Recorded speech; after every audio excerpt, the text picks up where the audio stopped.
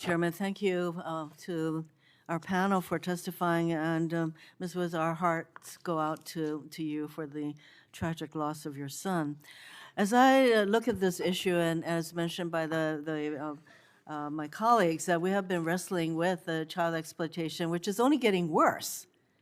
Not getting any better, it's getting worse, and acknowledged by all of us in a sense of frustration, because this is actually an issue that receives bipartisan focus and a desire on our part to do more than what we've done so far. And I'm looking at this issue by way of focusing on, I think there's a prevention aspect to it, there's a prosecution aspect to it, and as Ms.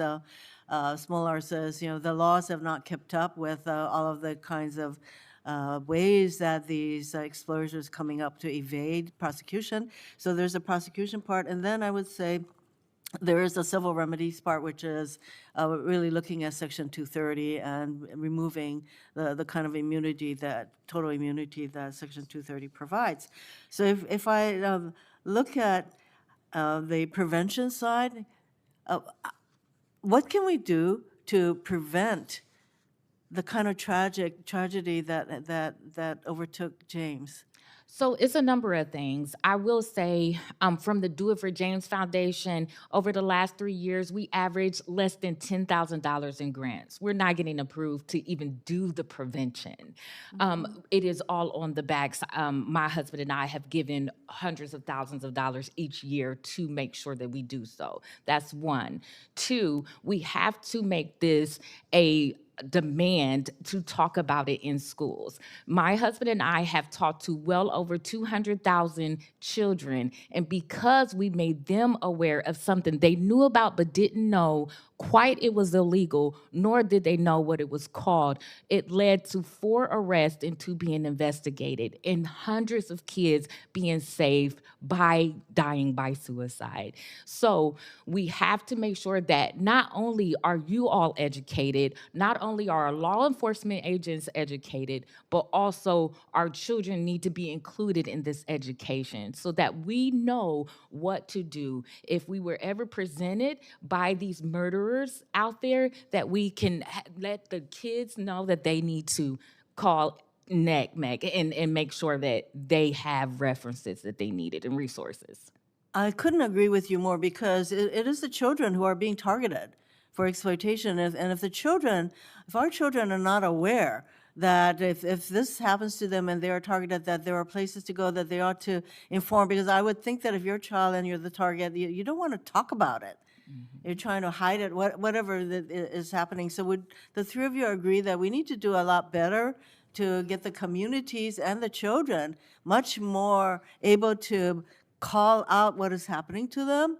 And what is it that we need to do? Do we provide grants to the Department of Justice and make sure that both DOJ and Homeland Security pay attention to these horrible crimes that are happening, and rather than focusing so much of their resources on immigration, that they ought to, DOJ and Homeland Security should have the resources to go after this kind of exploitation. But I just wanted to get the sense from all 3 of you, what specifically should we be doing on the prevention side of the scale? And then for Ms. Moeller to tell us what we can do to provide law enforcement the better tools to prosecute these crimes. So do you want to share some of your grants to organizations? Yes. Any other ideas on the prevention side? Quickly, sorry. Sorry, thank you, Senator.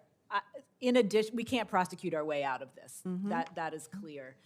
We do need the tools to be able to properly prosecute these crimes, but education is key. I can't tell you how many people I told I was coming here today to talk about 764, and they look at me blankly. They don't know what it is. We need more public education of children, teachers, coaches, clergy, people who interact with children, who could maybe look at their arms, see if there's strange cuts, see if they look different, if they're acting differently. PSAs are important. FBI has issued a number of PSAs on this group, but I don't even think that's enough. We need more public education in the schools, in the places where children congregate, so that they are not afraid to come forward and report these crimes. Ms. Coffrin? Prevention is also detection. So what we need to be able to see is companies able to detect some of these keywords that are happening in chats, flagging for that, making the kinds of reports, allowing law enforcement to investigate this before those offenders are able to go on, create new profiles, and blackmail, sextort, or coerce other children. So I think taking a look too as well as to updating some of the guidelines around what it takes to report. Are technology companies required to be transparent about what it is that they're doing behind the scenes as well?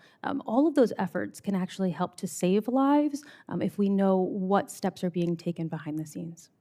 Thank you, Mr. Chairman.